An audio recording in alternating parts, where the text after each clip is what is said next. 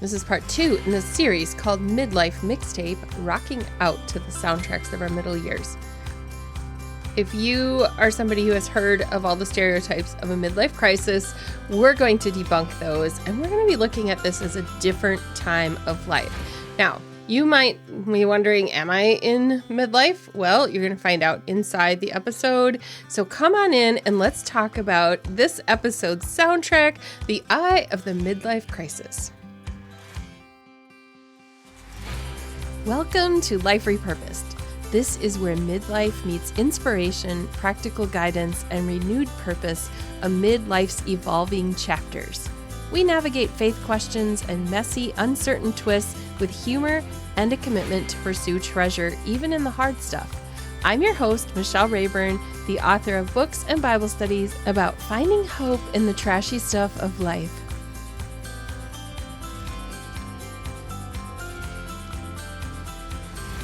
When we hear the term midlife crisis, it often conjures up images of flashy sports cars, questionable fashion choices, and impulsive decisions. We're quick to label some conflicted feelings about aging as a crisis, but I'm more emotionally stable now than I was 20 years ago. Those raging PMS hormones from my 20s and early 30s were far more unpredictable than what I'm experiencing now in menopause, dare I say it. As I settle into the middle-age stuff, I don't see it as a crisis. A crisis might be defined as a disaster, a calamity, or a catastrophe, but it can also mean a change. It can mean a corner, the culmination, or a crossroad. So when you look at all the dictionary definitions, it can mean multiple things. But I think the picture that comes to mind when we think about midlife and a crisis is often the first things I was saying there: disaster, calamity, catastrophe. What if I told you that a midlife crisis isn't about making rash choices or clinging to our youth? What if it's about finally finding the courage to speak up about the things that matter most to us, even if we've been silent for far too long? What if it didn't have to be a crisis at all? It can be a time to settle some things in our thinking and arrive at a peaceful place. It's a time to take that calmer demeanor that we might have achieved through maturity and apply it to something meaningful. So before we get into that, let's talk about what is midlife. We talk about being in those middle years. Well, midlife is a stage of life that doesn't really have a specific numerical age attached to it. It's commonly associated with middle age, which spans from around the late 30s to the early 60s, but the exact timing can vary greatly from person to person. You might not want to take the label midlife, and that's okay. You don't have to. The experiences and the challenge associated with midlife are highly individualized. They can occur at different times and in different ways for each person. So you do you.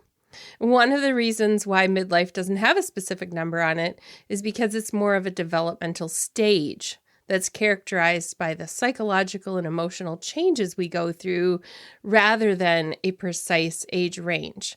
We don't know how long we have to live. We don't know how many years. Am I in my own midlife? Or am I in my later years? I don't know God's plan for my life. So when we think about it, these changes can be influenced by a variety of factors, including our life events, our personal circumstances, and then there's always the cultural or societal expectations that come along with it. So midlife is subjective, can be influenced by how you perceive your own aging process. For some people, it can represent a time of reflection or reassessment and growth. And for others, it might be marked by feelings of discontent, uncertainty, or here's the word, crisis. It's also important to recognize that midlife isn't a one-size-fits-all experience. While some people may navigate this stage of life with relative ease and what appears to be contentment, others may struggle with a range of challenges, including career transitions, relationship changes, existential questioning, or even just a problem with the number as those ages continue to tick upward. Ultimately, midlife is fluid. It's a dynamic stage of life that defies any rigid characterization or definition. So I'm not really here to define it for you. Again, you do you. This is a time of transition and transformation, and it can unfold differently for each person. And so that's why it's difficult for me to give a specific set of criteria or prescribe exactly what you should do in your own life. But this is part of a series. I've called this series Midlife Mixtape, rocking out to the soundtracks of our middle years. And each week in this particular short series, I'm giving the episode a title based on a famous 80s song because I graduated from high school in the late 80s. And so this episode's track is called The Eye of the Midlife Crisis. I want to take you down a journey a little bit and just looking at some reflections you can do if you're wondering, am I in the middle of midlife and is this a crisis? Viewing midlife as a crisis rather than an opportunity can actually lead to a variety of negative consequences where we miss the true beauty in what's happening to us. And so I'm going to be challenging your thinking a little bit this week and flipping it upside down a little bit. I'll be right back with the rest of this episode after I share this resource with you. In marriage, breakdowns, meltdowns, and blowups aren't a big surprise along life's road. There will be moments when you haul yourselves back to the relationship garage for repairs. But like a trusty old truck, your classic marriage has lasting value. In the book Classic Marriage, you'll find inspiration, honesty, and humor from the front seat of 30 plus years of adventure with my husband Phil and me. We share our story along with tips to get under the hood and keep your marriage going for the long haul. Work on your communication with the tune-up questions in every chapter, plus Phil adds his witty commentary and pop-up comments throughout the book. This multi-award-winning Christian marriage book has been endorsed by many top relationship experts and counselors. Learn more at classicmarriagebook.com. Now back to the show.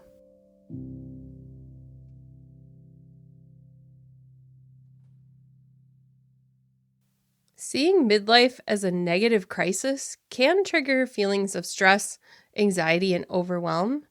And instead of embracing change, it might cause us to resist it, which can lead to heightened feelings of uncertainty and fear and just kind of keeps on snowballing into more stress. Sometimes when we see it as a negative thing, it prompts us to dwell on what we perceive as missed opportunities or unfulfilled dreams. Maybe the thoughts of it's too late to make a change, so why bother? This can lead to feelings of regret and dissatisfaction with the direction that your life is going in. And so a lot of this is a mindset. That mindset can hinder personal growth and development.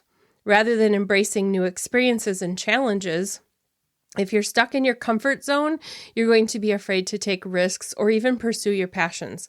Again, with that idea of why bother, it's too late.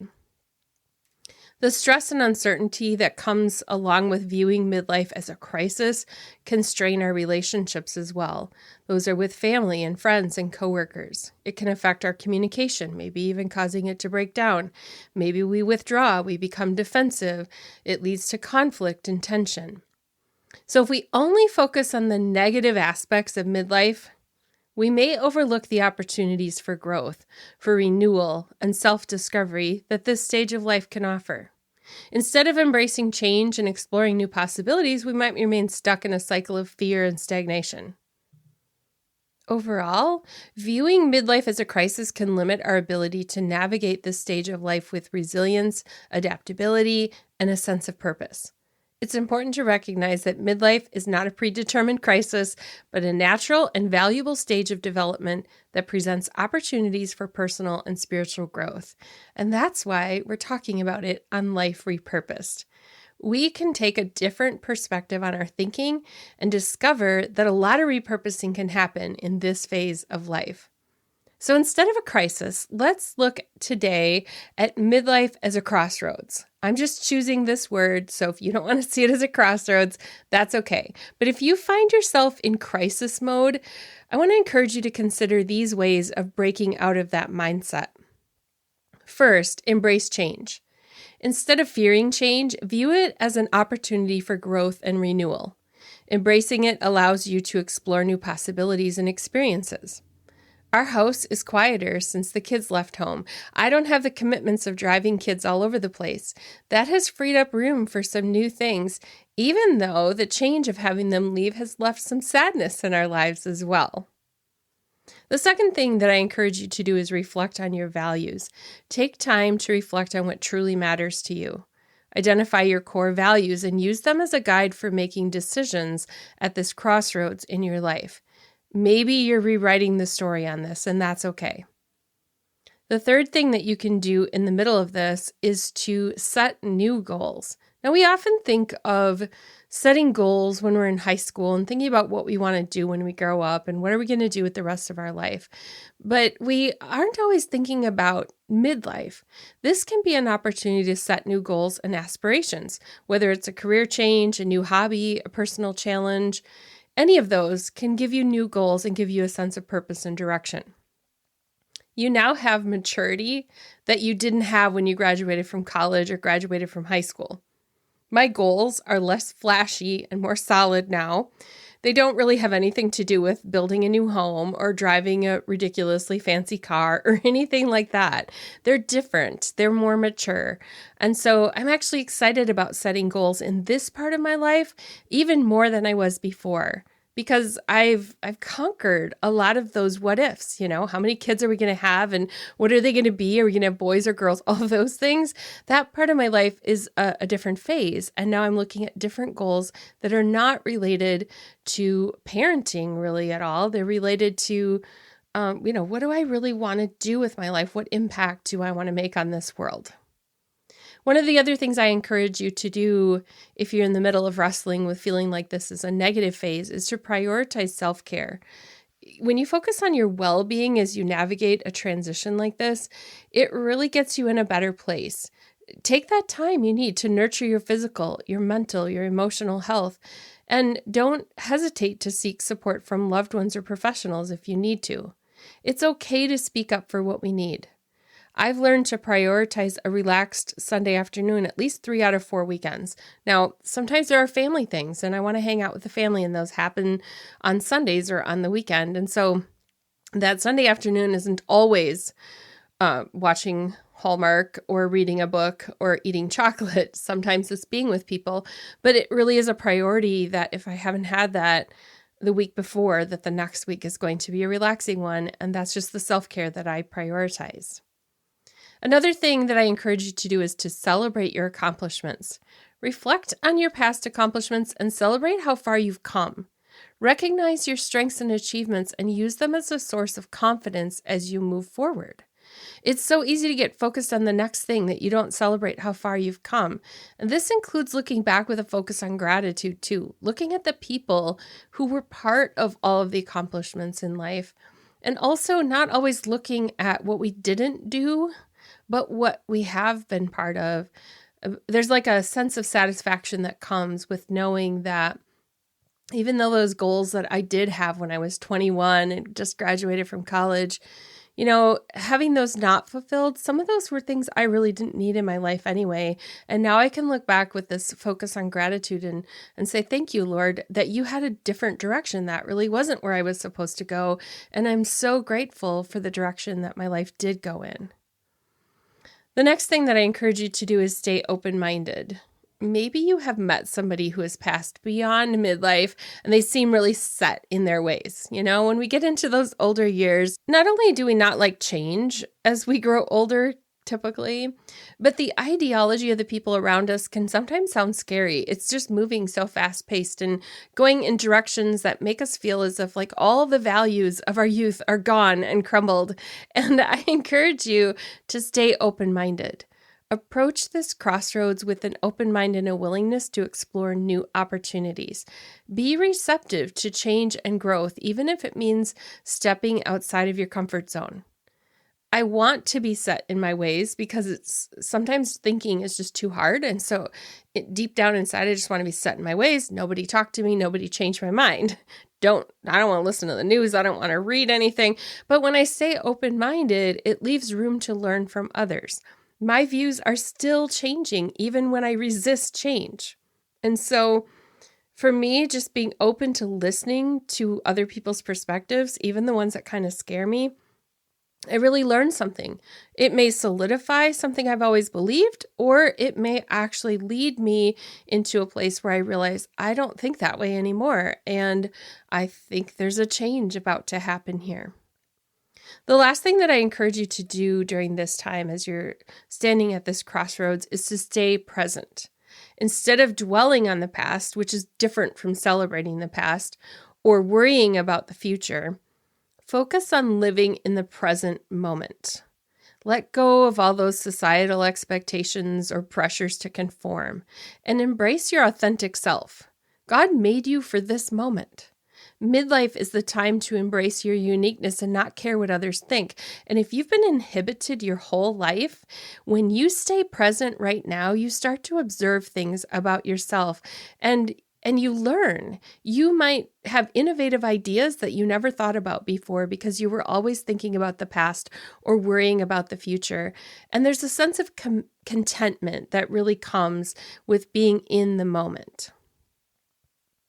As we journey through life and we accumulate experiences, we gradually peel away the layers of all the societal expectations, the external pressures that once dictated our choices and actions. We've been out of our parents' homes for long enough that they're probably not influencing us in the way that they once did. And with each passing year, I've become more attuned to my inner voice, more grounded in my values, more authentic in my expression. Have you noticed this too? This process of self-discovery and self-acceptance is a natural part of maturing, and it allows us to step into our own power with a newfound sense of confidence and clarity. And whenever I talk about stepping into our power, I want you to understand that I always see this as stepping into what God has planned for me. When I think about the power, it's what He has equipped me for. And so self-discovery is also discovering His plan for my life. As we shed the expectations of others, it's like removing heavy burdens from our shoulders. We no longer feel the need to conform to society's standards or to live up to other people's ideals. Instead, we embrace our true selves, and that could be the quirky, the imperfect, the beautifully unique individuals that we are. This authenticity is both liberating and empowering, and it allows us to live life on our own terms, free from the constraints of external judgment or approval. It also means feeling more comfortable with how God uniquely created us. For me, it's also part of it, like the physical appearance has changed. I have things about my own face that I can no longer hide. I have age spots. I have wrinkles. The freckles, well, those are the age spots, have changed. There's some gray around my temples, and I can't really hide the fact that I'm changing. And so for me, that's actually been kind of empowering. It's been a way of saying, well, I don't have to pretend to be anything. This is who I am. So take my face, take my thoughts. It's all me. So if you haven't yet reached that place of feeling that comfortable, I encourage you to peel off some of those layers and to remove the pressures of what you need to be like, the ones that other people put on you. With this newfound confidence comes a sense of liberation. It's a freedom to chart our own course and pursue our passions with unwavering determination. We don't need to allow fear or hesitation to hold us back. Instead, we embrace that uncertainty as an opportunity. We can grow and experience adventure in the middle of that uncertainty. So if it's starting a new career, traveling to far-off destinations where you've always wanted to go, pursuing a long-held dream, encouraging somebody else on their dream, coaching, mentoring, we can approach life with a sense of curiosity and courage, knowing that the possibilities are still endless. It is not over. Perhaps the most profound aspect of this journey is realizing that true happiness comes from what God is doing in and through us. We don't need to seek validation or fulfillment from external sources. Instead, we cultivate this deep sense of contentment and peace that radiates from our core. This inner strength allows us to weather life's storms with grace and resilience, knowing that we're capable of overcoming the obstacles that come our way.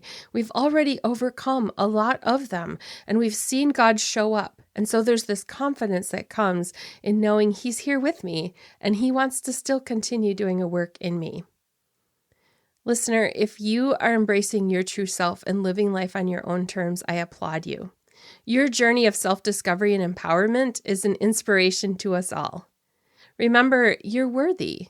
You're enough. You're deserving of the happiness that life has to offer. And I'm not talking about this in the sense of salvation. So if you're questioning my theology, I just want you to know that this has to do with your goals and what you're pursuing. Somebody else does not get to say whether or not you're worthy of pursuing that. Somebody else does not get to say whether or not you are enough. You and God have established this path for you. Embrace your authenticity, embrace your freedom from conforming, and embrace the beauty of being exactly who you are. When I talked about judgment and criticism, when you think about that, I want you to ask yourself, how many times have I found myself silenced by the fear of judgment or criticism? How often have you dimmed your own light, afraid of shining too brightly or stepping outside of the box? I've wrestled with these things too. There are times where I wonder, should I step back? Should I say something? Should I dim my own light because I don't know how the others around me are going to perceive me? Throughout our lives, we've been conditioned to prioritize the comfort and expectations of others over our own desires and passions. Most of my listeners are women, and so you have been in a place where in your marriage or as a parent, you have learned to prioritize the comfort and expectations of your spouse and the other people in your life. And many of us have hesitated to speak our minds. We're afraid to rock the boat or cause conflict. Now, my husband would probably say that he would be shocked that I would say that I would be afraid to speak my mind. But even though we have a fairly open relationship and the way we converse with each other, there still are some times when we don't say the things that are on our minds. If that's you, if you've let opportunities slip through your fingers because you've been paralyzed by the fear of failure or rejection, or if you're a rule follower, then you know what I mean. As we journey through midlife, something remarkable begins to happen. We start to shed the layers of self-doubt and that insecurity that have held us back for so long, and we begin to realize that life is too short to be lived in fear. The only thing that's holding us back is ourselves sometimes. With each passing day, we get this newfound sense of courage and conviction, and we're emboldened by that realization because eventually we get to a place where we realize we have nothing left to lose and we have everything to gain. Now, I'm not talking about spouting off and telling people off here either, because we do have something to lose if we destroy relationships. So, there's another side to every coin. And so we could probably use this kind of thinking to justify just about anything. But we're going to be thinking about this in the sense of positive influence. Imagine if in this stage of life we embraced every moment with a sense of gratitude and wonder, where we no longer took our experiences for granted, and instead we learned to savor the richness of life and revel in the joy of self-expression. Whether it's pursuing a long-lost passion, speaking our truth, or simply being present in the moment, we can approach life with a sense of enthusiasm and vitality no matter what age we're at. If you're navigating the waters of midlife with courage and resilience, I commend you. Embrace that self-discovery and self-expression, knowing that you're worthy of the opportunities and the joys that life brings you. As you live every day with intention and purpose, you honor not only yourself, but you inspire others to do the same. I wonder sometimes, why do we seem to come to a crossroads or a crisis, whichever you feel as if you're experiencing, somewhere around age 40? Perhaps it's the most tender realization that comes along with the awakening of that reminder of our own mortality. We reach this pivotal stage in life where we're confronted with the undeniable truth that our time on earth is finite. And this realization serves as a powerful wake-up call, an urgent reminder to stop coasting through life on autopilot and start living with intention and purpose.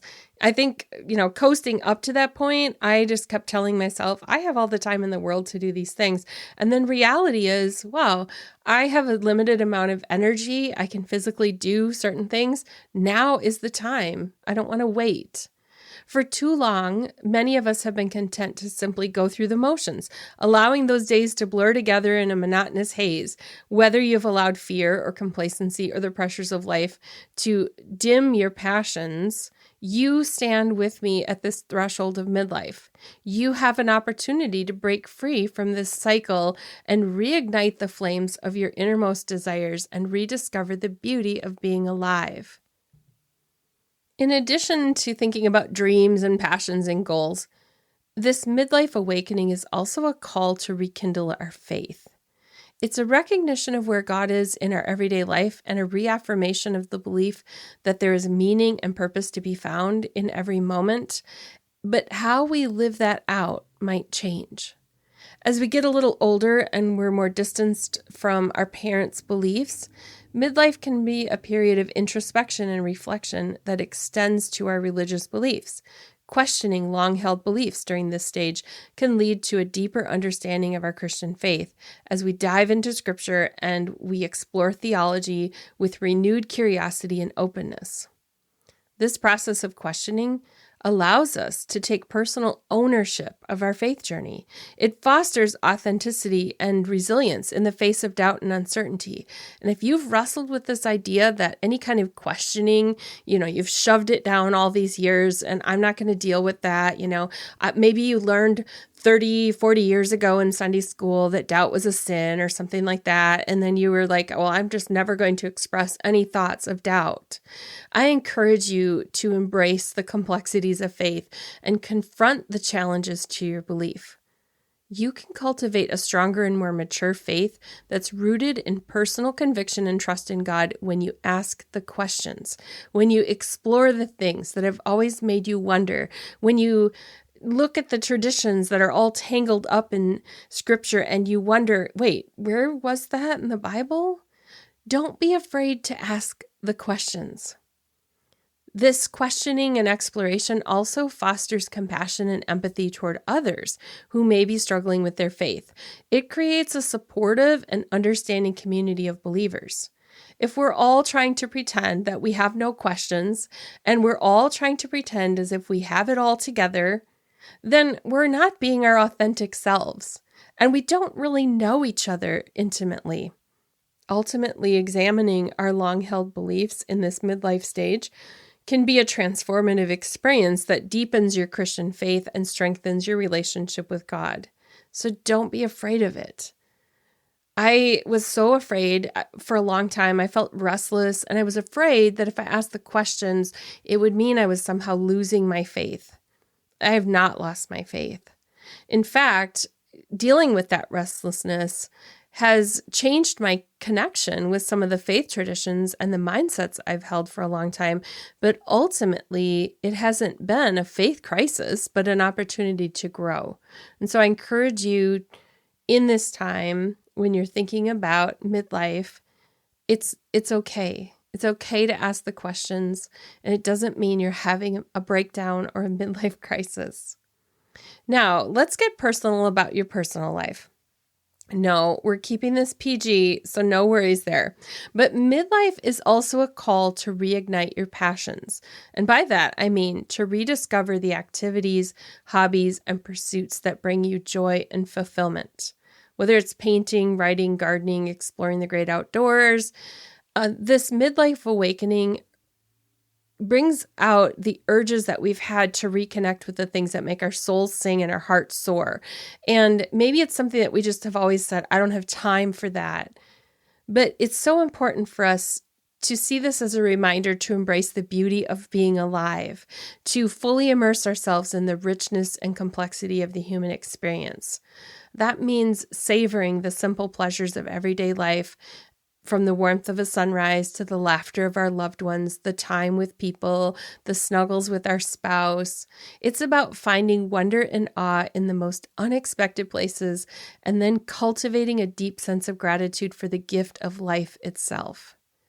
I love to just sit by the shores of Lake Superior. It's why my husband and I go there for our personal getaways at least once a year, where I can just sit and watch the waves and just revel in that beauty, because it's something that stirs up a creative energy in me.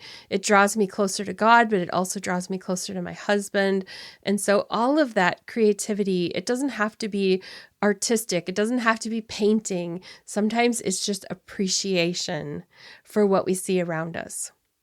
Now, we probably all know someone who has become more cynical with each passing year, and I want you to know that doesn't have to be you. I have met people that are so cynical that I would say they have been in a very long and prolonged crisis. And that crisis really is like this internal battle within them. It's almost as if staying angry is the only way to deal with life. Like, just if I can look at it negatively, I don't have to look at my real feelings about something. But that doesn't have to be you. If you're edging closer to midlife, and remember, there's no magical number on that, would you join me in committing to live with intention and purpose? Would you join me in seeing this as a crossroads, a place to make some decisions and decide which direction you're going to go, but not necessarily a crisis on the verge of a meltdown? Each day is a precious gift. Approach it with a sense of wonder, curiosity, and gratitude, for in doing so, we not only honor the beauty of being alive, but we create a legacy of love and inspiration that will endure long after we're gone. It's possible that you might be only halfway through your earthly journey. What will you do at this crossroads to make the second half of your life the best half? Thanks for listening to Life Repurposed. Would you like more? Check out the Life Repurposed magazine on Substack and get resources, weekly musings, and conversations with others. Just go to liferepurposed.me.